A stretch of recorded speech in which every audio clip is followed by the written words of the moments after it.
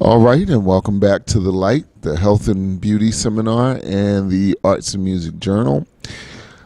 Of course, my name is Raymond Tyler, and we are here outside of the African American Museum of Atlantic City, which is inside the Arts Garage. You got to come and check it out, because if you've never been here, you're like, what is he talking about? Anyway, we're here for an exhibit that I was not going to miss that discusses family caregivers. And I dare say it's unlike anything that has been represented to date at the African American Museum or the Arts Garage. And we're here with one of the facilitators, curators of the exhibit, Ms. Kyle Ruffin. How are you? I'm fine, thank you. How are you? I'm great. Thanks for taking time out of your busy schedule to speak with us. Can you tell me about your role with regards to the Family Caregivers exhibit? Well, fortunately, I've been able to have my portrait included in the exhibit. The photographer, Raymond Holman, actually is the person who is responsible for all the images that are part of the exhibit, and he himself was a caregiver and wanted to, I think, bring his unique eye to the very broad problem of caregiving and show that people who you may be sitting next to on the train or who you may be walking down the street and pass by might be doing more than you might think. So they look like normal people, everyday people, but caregivers are really sacrificing a lot for the people that they care about. Tell me about your process or thinking about taking your experience as a caregiver and deciding to curate that parts of that experience into an exhibit to share with the world. I'm asking because a lot of times, especially in the Black community, we say what happens in this house stays in this house, and so one might think that you may feel it's a very private thing, just for stories to be told and maybe handed down. Well, I have to say that my story is more about the memoir that I've written about my caregiving experience. So I've just been fortunate to find a community of people right here that are part of the museum, that are going to be part of our panel today, that have also experienced it. I was the caregiver for my mother who had 3 strokes over 3 years. And during that time, I was looking for some kind of guidance, a book, something that could shed some light on what I was going through and what I was going to go through, and I couldn't find it. And as therapy for me, I enjoy writing. So I decided I would write that book that I couldn't find. And today I'm here to read the first chapter of the book, which is in process.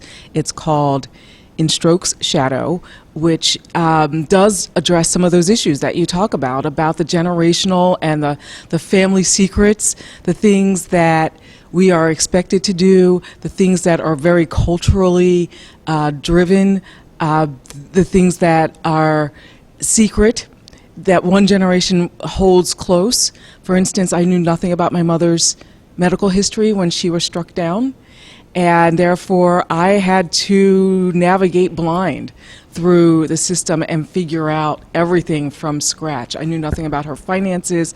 I knew nothing about the status of her home, none of her personal business. So these were all things that I had to navigate, and the more I talk to people, the more I find that they've also been through that situation. And my hope is to kind of help people get through it, because it's real. It's there.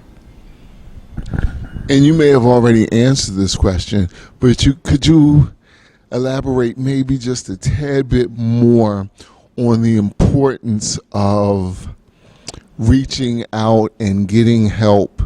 Again, I'm gonna pull the cultural card. I'm of a certain age, and many of the people in the generations before me have this feeling that it's so noble to suffer in silence.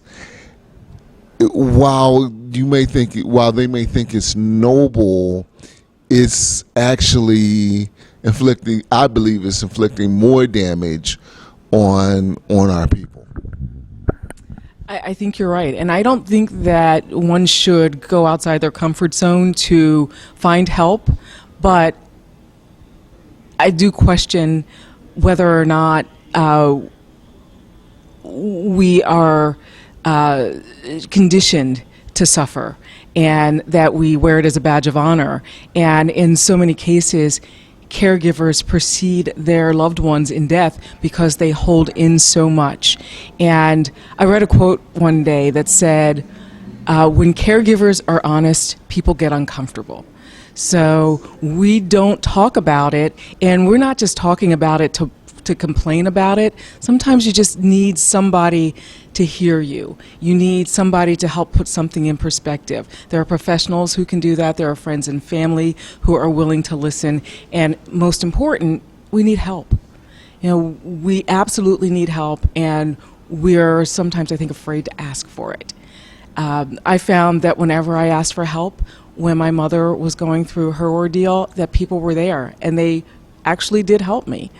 Things that I thought were going to be challenges turned out not to be when I just reached out to the people who I know loved my mother and me. So people are there and willing to do things for us. We just have to get used to asking, because we're not used to asking. If you're just tuning in, you're listening to The Light, and we're... I'm sorry? No, no. Okay. If you're just tuning in, you're listening to The Light, and we're talking to Kyle Ruffin, who is one of the minds behind the Family Caregivers exhibit here at the African American Museum. And I can see the people are starting to come in, so I'm gonna I could go on talking all day, but I'm gonna try and get to the heart of it. Can I ask you one personal question, and this is coming from heart to heart?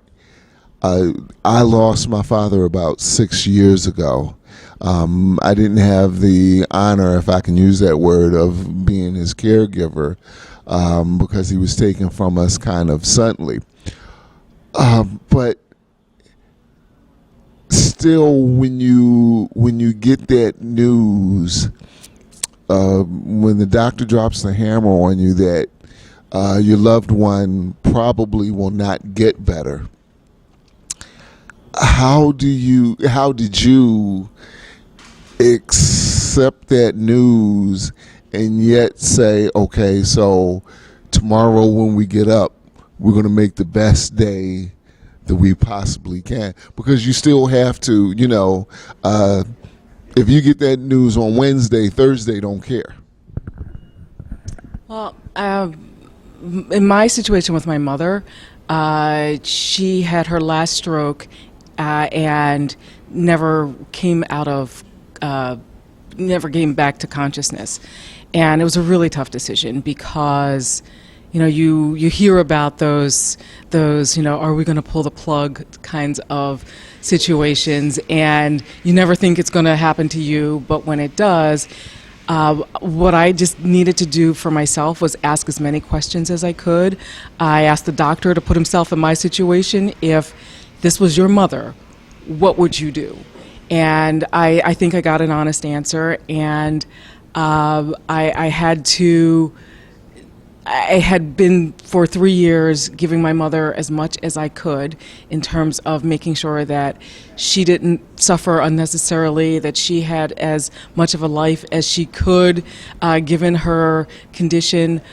So I did feel like I had done what I could to make her journey between the time she had her first stroke and the last stroke as good as I can. So I felt okay about knowing that the end was here. I was surprised. I did not think the end was coming so soon. But I did take comfort in knowing that I had done everything that I could while she was here. So that was very important to me. This is The Light. We're talking with Kyle Ruffin about the Family Caregivers exhibit, which is opening today, which is June 8th, here at the African American Museum in Atlantic City. And it's going to be here it'll be here for the rest of the month, till August 31st. So please, if you're in the South Jersey area, East Coast area, make plans to come and see it. And one last question. For people who would like more information about your upcoming book, about how all the questions that I didn't get an opportunity to ask, or anything else, how can people get in contact with you? Well, I have started a Facebook page that's at My Caregiver Story. So my goal with that page is to keep people up to date on the progress of the book so that when it gets published, they know. Also to provide some inspiration to people who follow the page, as well as in the future do podcasts of other caregivers so that they can tell their story and help others through their journeys. All right. I'm going to make sure you get my information. I appreciate it if you would keep us abreast of what you have going on. Thank you so much.